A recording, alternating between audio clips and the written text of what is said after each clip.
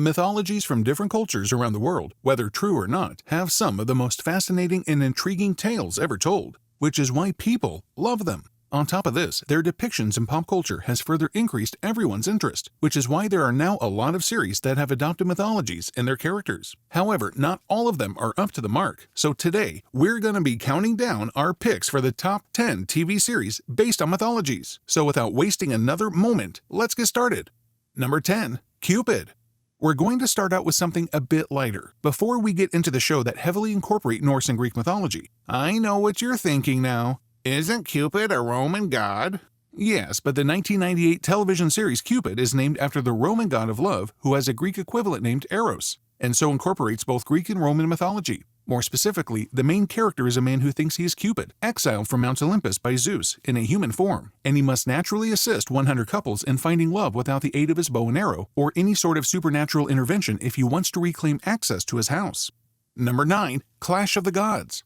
When it comes to shows from the History Channel, there is one thing you can always rely on. They are detailed and consistently true to the source. This is undoubtedly true of their 10-episode mythological series, Clash of the Gods. Each episode focuses on a different myth and includes not just the tales as we may already know it, but also information from subject matter specialists on how these myths relate to both myths from our cultures and actual historical occurrences. Many Greek myths, such as the tale of Odysseus, Hades and his underworld, the Minotaur, and Medusa, are mentioned in the beginning of Clash of the Gods.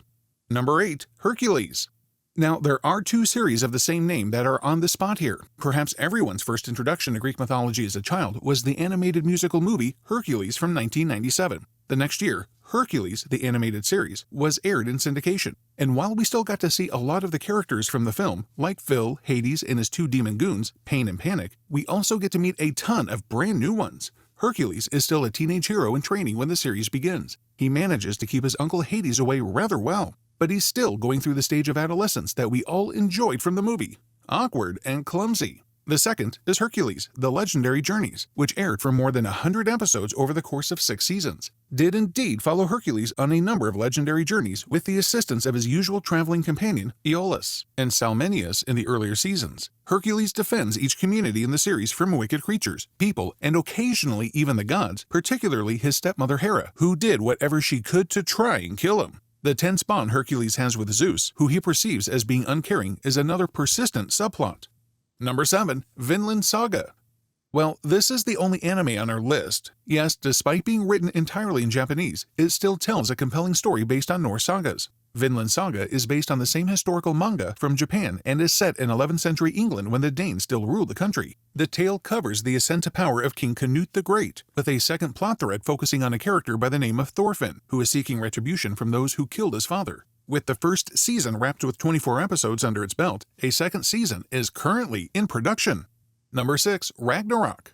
Ragnarok, a coming-of-age interpretation of the ancient Norse mythology, centers on a tiny Norwegian town plagued by pollution and melting glaciers. Before another Ragnarok arrives, the town's residents must act quickly. The Util family, who own the local factories and are the 5th richest family in Norway, is responsible for the industrial pollution. The Utils in Edda are actually 4 giants disguising themselves as a family.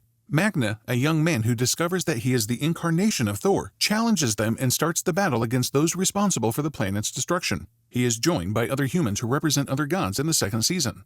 Number 5. Xena, the warrior princess.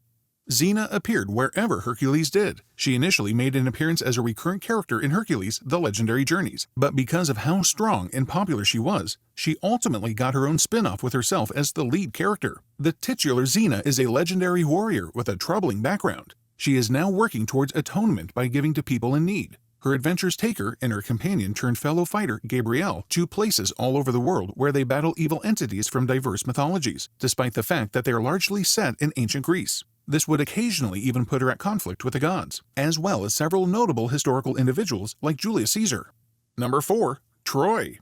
A classic example of a love story gone tragically wrong and how falling in love with the wrong person may have disastrous consequences is the tale of Troy in the Trojan War. Helen, the wife of Sparta's king Menelaus, and Paris of Troy fell in love and departed together, beginning a 10-year siege that obliterates Paris's family and home. In contrast to prior adaptations, BBC One's 8-episode miniseries Troy, Fall of a City adds more to the plot by including the Greek gods as human beings and drawing inspiration from Homer's Iliad and Odyssey. Number 3. American Gods.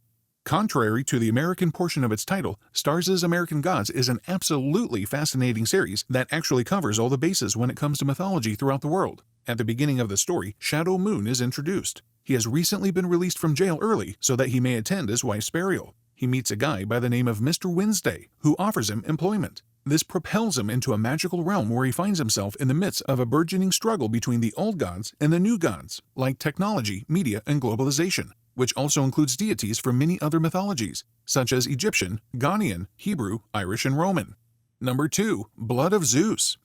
Hercules is probably the first name that comes to mind when you read the title Blood of Zeus and its synopsis. He is, after all, one of Greek mythology's more well-known legends. However, Heron, another of Zeus's illegitimate demigod sons, is the subject of Blood of Zeus. Heron is another great figure featured in the mythology, but this time he assumes a prominent role as the son of Zeus in one of the tales that was supposedly lost to history, as the program puts it. The focus of the show is not just on Heron's travels, but also on the developing conflict between Zeus and Hera, the latter of whom was vengefully outraged at her husband's extramarital affairs. This sparked a complex narrative that ultimately resulted in an epic family war in Olympus.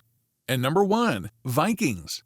Norse mythology cannot be described without mentioning the Vikings, isn't it? Even though these legends don't, strictly speaking, include otherworldly gods, they are nevertheless interesting tales. Ragnar Lothbrok, a particularly famous historical person, serves as the inspiration for the narrative of this history series suitably titled Vikings. The narrative starts with his transformation from a peasant to one of the most illustrious Norse heroes through his victorious invasion of England. He finally becomes a Scandinavian king with the aid of his family and fellow soldiers. Later seasons carry on his legacy via the exploits of his son in England, the Mediterranean, North America, and Scandinavia. There is also a follow-up called Vikings Valhalla, which is set a century after the events of the first series, and follows Leif Erikson, Freydis Eriksdottir, Harald Hardrada, and Norman King William the Conqueror as they travel from the Kattegat to England while battling for their people's survival as well as for fame. It's also important to keep in mind that the 1066 Battle of Stamford Bridge, which is shown in Vikings Valhalla, marks the beginning of the Viking Age's demise. And that is pretty much it for this video. If you enjoyed watching it, smash the like and subscribe button. We'll see you next time around. Until then, stay mythically mad.